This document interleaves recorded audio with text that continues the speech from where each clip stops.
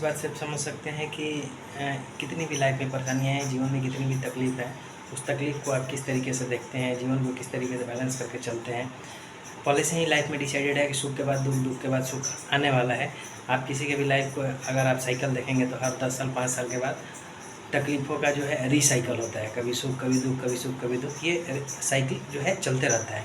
तो सुख में अगर आपने मौज मस्ती किया है, सही तरीके से जिया है, तो तकलीफ़ को भी सहने के लिए आपको तैयार रहना पड़ेगा। इस बात को समझना होगा कि तकलीफ़ तो आएंगी ही आएंगी। अगर सुख है तो उसमें आपको कहीं घबराते नहीं, कहीं परेशान नहीं होते हैं। लेकिन अगर आप पहले से तैयारी करके रखते हैं कि नहीं, अगर तकलीफ़ आएगी तो उसको हम बैलेंस कैसे करेंगे, उसका प्लानिंग अगर पहले से करके रखते हैं तो आपका जो तकलीफ़ आएगा उसमें आप सही तरीके से अपने आप को बैलेंस कर पाएंगे। आप नर्वस नहीं होंगे और आप इस तरीके से मतलब उस लाइफ को जी पाएंगे जैसे आप नॉर्मल लाइफ को जीते हैं।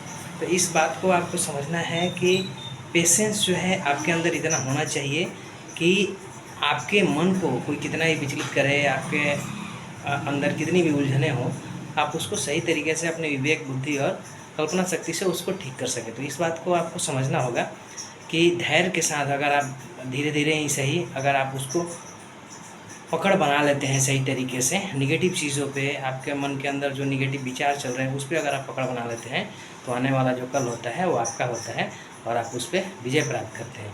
तो इस बात को आप बखूबी समझिए कि जीवन में आगे बढ़ने के लिए आपके लिए सहनशीलता, कर्मठता, सत्यता, निष्ठा और सबसे बड़ा जो चीज़ है वो है ज़रूरी आपका धैर्य।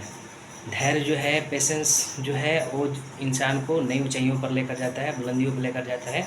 एक बच्चा जो है तैयारी करता है, सालों साल लग जाता है, लेकिन अगर उसके अंदर पेशेंस रहता है तो कहीं ना कहीं उसको सफलता मिलती है। इस तरीके से हर क्षेत्र में है, चाहे बिजनेस हो, व्यापार हो, किसी भी तरीके का कार्य हो, उसमें अगर आप पेशेंस के साथ अगर अपना पैर अडिग करके रखते हैं तो आपको सफलता मिलना निश्चित है।